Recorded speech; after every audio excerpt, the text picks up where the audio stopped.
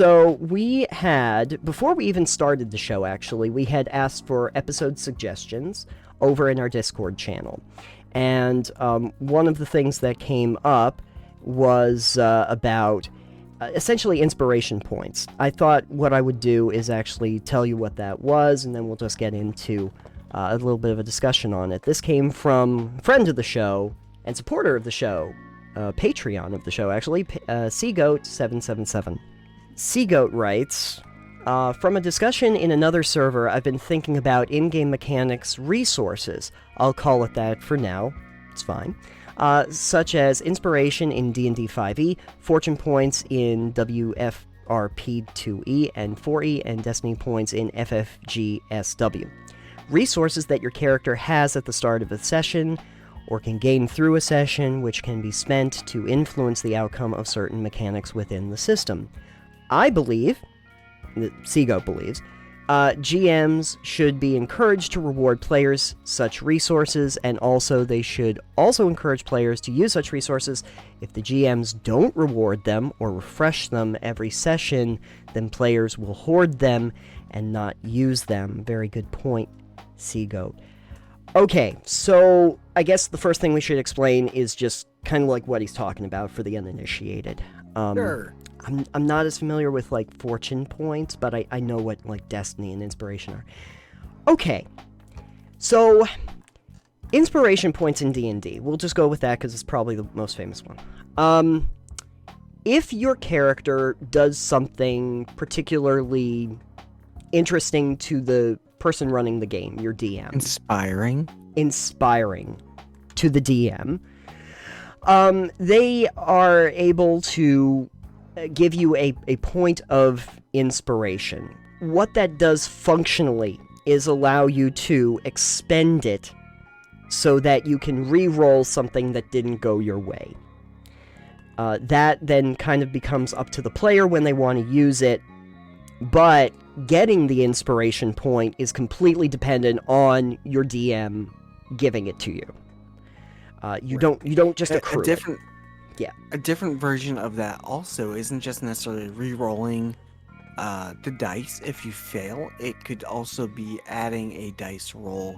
Say you roll a dice, but then you get to add an extra, like a d6 to it. Okay. That's also a variant I've seen, I think, in some places. Okay. I don't think the Warhammer Fantasy RP, WFRP, I don't think that would use quite the same. I'm not sure what that one uses offhand. But those systems are, last I remembered, are D10 or D1000 based systems. That's a lot of Ds. Yeah, a lot of Ds. Phrasing.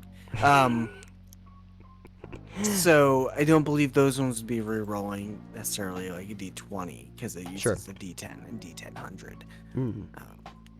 But yeah, that's a different variant is the D20 plus like D6. Got it.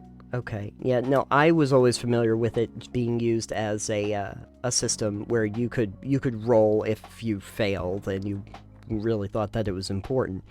But I would also really like to be able to add it to things like damage rolls.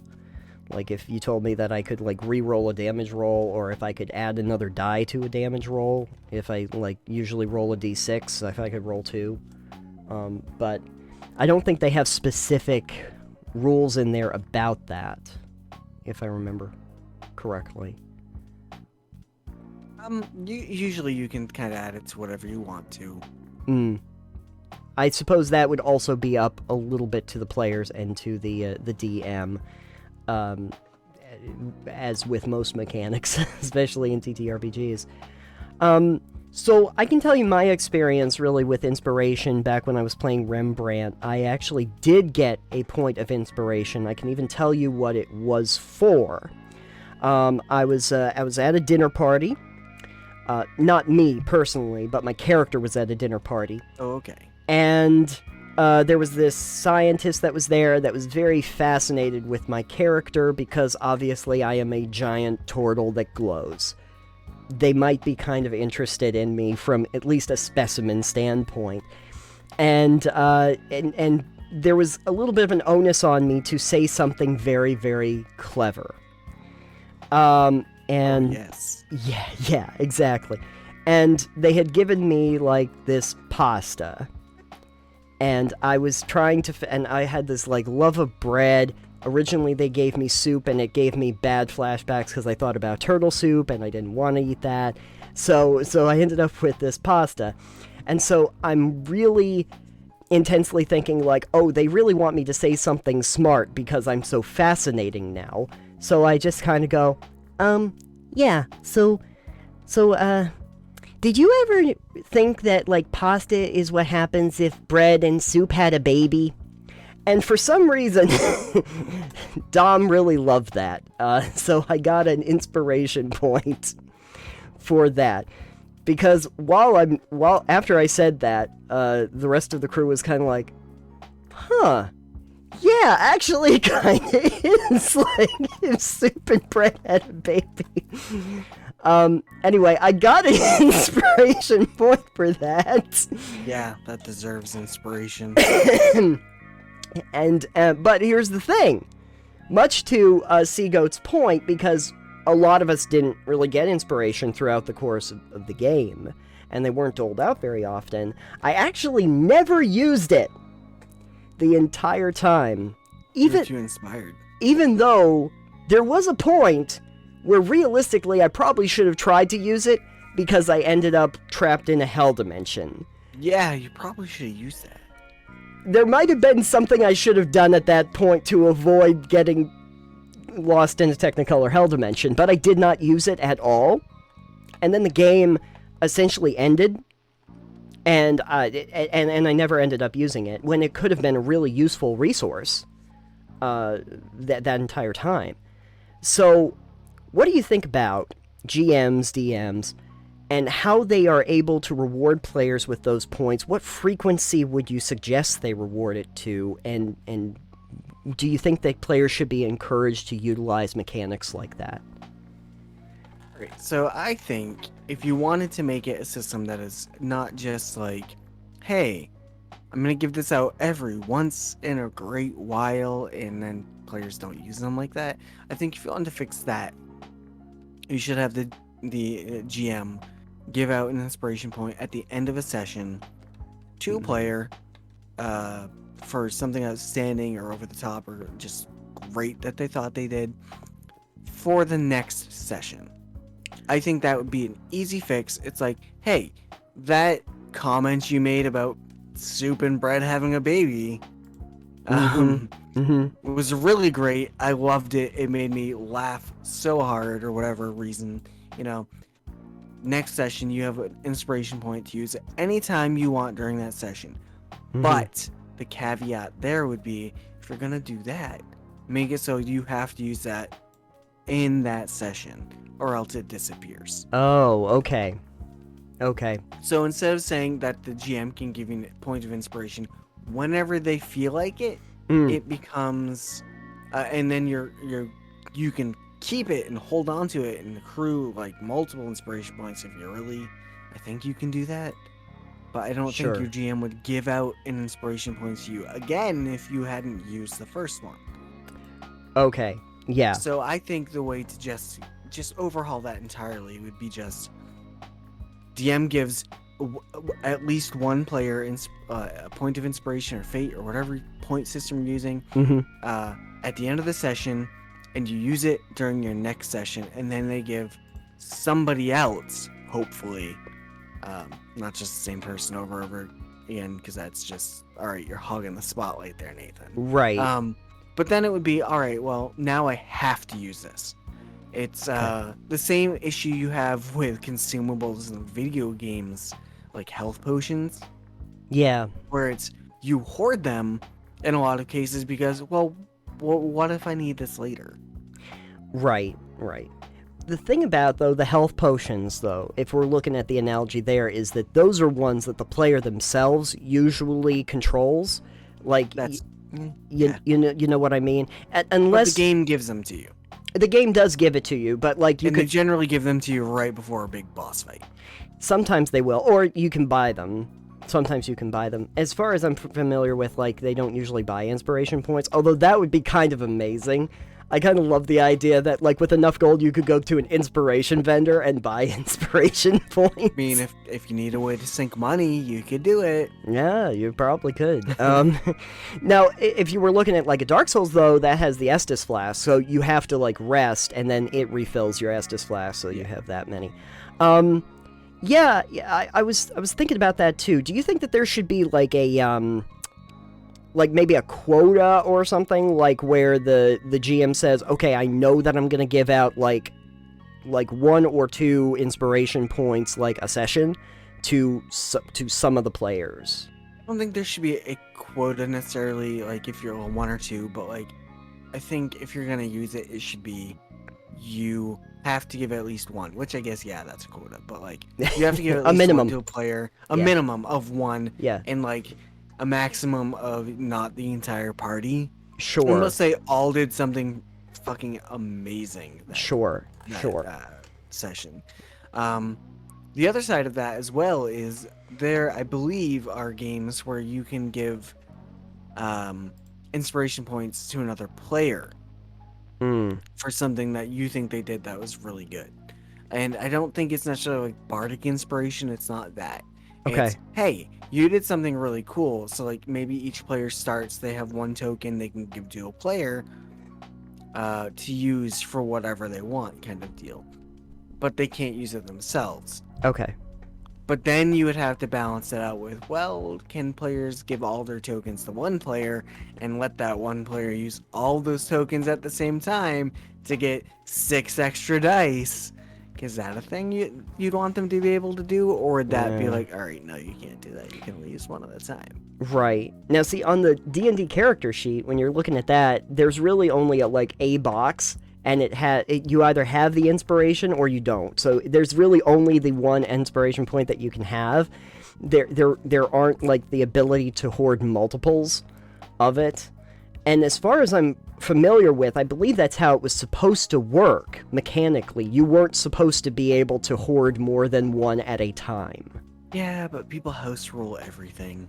Right. True.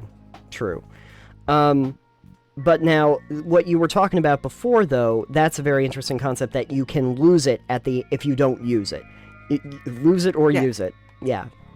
Use it or you lose it. Use it or no, use I think that would be a fun way to deal with that, is because then it's, all right, I have this point of inspiration for this session. Sure. I should use this either during something important. Either you can use it when you fail a roll, maybe, or you can use it to, like, all right, I really need to succeed and I want to make sure, like, if you could use it to either re-roll a fail or gain advantage, for instance, I think that'd be cool. Sure. Or maybe you can use it to restore hit points if you need to. Oh, yeah. Give it a myriad of uses aside from just re-rolling a dice. And then say, you have this for the session, and you use it or you get it taken away at the end of the session. Right. There is an idea there, too, that it could be specific to your class as well. Like, if you're a cleric, maybe that means that you can restore another, whatever hit points that you usually have for, like, a heal spell or something like that. If you're a monk, like I usually play, maybe it would be that I can restore some of my key points without having to do a rest. You could do something like that, although I think mechanically in game there are other ways to get around that, like the short rest and the rest. Right. And then it also say if you are a cleric and you can use this to heal someone for whatever points of damage, then it becomes, well, what if I didn't play a healing cleric? What if I'm a battle cleric who doesn't take any healing spells, for instance? Then it wouldn't make as much sense thematically. Sure. So you'd need to pay attention to that. Right. Okay, that makes sense. Yeah, I think that if you're a GM and you have systems like that are in place, you want to be able to utilize them. And if you're going to dole them out in a very, very sparse fashion, I kind of feel like there's no real reason to use them at all because people aren't going to engage with it. Right. So trying to figure out a way that you can actually mitigate that. And I think that's really where you have to have some kind of consistency as to how many times you're willing to do that. It might not even be in a singular session, but you could say, like, over the course of X number of sessions, I need to give out at least this number, because sometimes things just aren't interesting. And so I could say that over, like, 5 sessions or something, I need to have like 5 inspiration points doled out at least. And yeah, I think that would make it more interesting and fun for the players as well, because mechanics are great to do everything. There are the rules and the systems that make the game function. But if a mechanic isn't fun to use and people don't engage with it, then it shouldn't be there. Right. I would also say, kind of expanding on the idea that you were talking about there, is maybe instead of using it in the very next session, maybe it could be on, like, one of those quest lines, or something to that effect, that you just need to use it before the end of this particular dungeon that you're in, or something to that effect, just because sometimes you get into those sessions where it's like, yeah, I don't really need to use anything for anything in this particular moment. I think in those cases too, you could be like, all right, nothing really, like, especially if it's just kind of a thematic in between transitional session, for instance. It's like you could, as a GM, go, hey, you have this point of inspiration for the next session, but there might not be a lot of things that are going on that are super important that require you to maybe want to use it. If you want to hold that over to the next session, if you don't use it, you could, like, if you could extend it another session, I think that would be okay. But I don't think, like, the whole quest line, because let's face it, some people are on one quest for literal years. Yeah. Because sometimes games are just, they go at a glacial pace, or because they couldn't play as often, or whatever, XYZ reason. It's like you might be doing this one quest over the course of 3 or 4 years to play in a game. True. But what about if it was like the dungeon or the town? Like, you know, if you accrue it in that area. Super dungeons are a thing, or mega dungeons are a thing. You could be in that dungeon for years. I don't want that kind of campaign, though. No. I don't want to play a mega dungeon then. That feels like people who really engage with the combat specifically of an RPG and not all the other facets of it. Yeah, and see, the issue with that is that then it becomes our other topic we're going to be talking about in a minute is, how long have you been in this dungeon? Yeah. Absolutely. Oh, we've gone down 6 rooms over the course of 7 days. It's like, yeah. What? Yeah, we're going to dive into that in just a moment. But I do want to thank Seago for bringing this up, because it is one of those things that I've only seen in passing. I did not really utilize it at all. The other thing that I would mention too, I mean, he had said inspiration. Fortune points I'm not as familiar with. I did look that up really quick. Fortune points is the equivalent of inspiration, where you can reroll a failed skill check or whatever else. Sure. Basically. Sure. And then destiny points, I figured that those are probably very similar for the I think it's all just kind of just variations of the same rule set. Okay. It's fine. Now, what I will say on that topic, though, because this is kind of in the same realm, is that there is another system Seago did not mention, but that one that I'm familiar with, which is the 1879 system, which is actually based off of Earth Dawn. And in that, they have karma points. Now karma points are something that can actually refresh. You usually have to use, like, some of your action adventure points as you've gone through to actually replenish them. You have to rest to get more of them. We actually did it day to day. Karma points are literally you can roll an additional die to the dice pool that you have. Okay. In that system, you have basically a you have a rank. If you want to use any of your skills, you have a rank in the skill and a rank with the coordinated stat that you have, that all comes together, so you end up with a rank that's like 7, 8, whatever. That has a certain number of dice that you're supposed to throw. Oh, that's a roll and keep system. It's a roll and keep system. Okay, so you're rolling 7 dice, but you're only keeping like 3 of them. Oh no, sorry, it is not that. It is. Oh, it is. Never mind. It is literally like if you are like a level, I can't remember exactly what it is, but if you have gotten to like rank 6 or 7, it will say you roll 2d6 for this, and to find out what your number is. If you get a maximum on whatever the dice are, that explodes, and you keep rolling, because it's essentially a crit, so you roll it again. So you figure that then you might get like an 11 or something.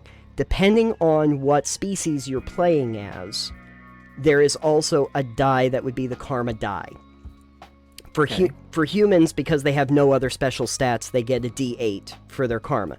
You can expend a point of karma and add that to not every roll, but a lot of the big ones that you want to do. And so that's interesting. So then you would basically be throwing two d6s for that same thing, and a d8. And that can explode as well. So of course. So if you're gonna have exploding dice, you have it. Use it for everything. And so you can massively increase the number that you end up getting for whatever the challenge rating is that you're going for, the number that you have to hit, based on using that karma. That is, though, a pool. That's not like an individual stat, and you do have to replenish it at certain times. It's not necessarily in the hands of the person running the game, though. Okay. That's in many ways in the hands of the players themselves to maintain and utilize when it is appropriate. There are some stats, like they're used for professional and core stats, but they're not necessarily used for every stat or role. But those are all actually laid out in the rules themselves. So you can kind of think of them as inspiration, but inspiration integrated directly into the system itself, to be utilized by the players as a resource, much more as a resource than as a special thing that you utilize on just an occasional basis. So they have used those in some systems that I'm familiar with, but so there you go. If you didn't know, now you know. Rainbow. Rainbow swoosh. Knowledge power. Knowledge power. There you go. Anything else that you want to discuss on inspiration? No, I think we covered most of that pretty good. I certainly hope so. If we did not... If we did not, we were not inspired enough. We need to roll points of inspiration for some sad tier, yeah. But if we did not, and if you had anything to add, you can always send us a voice clip over on Anchor, and if you would like, you can also join the discussion over on our Discord server, because this is a topic that we got right from that Discord server, and we do look there occasionally to talk about topics that people are discussing over there. Look at that, double plug. We got a double plug. Oh, double inspiration. It's so beautiful.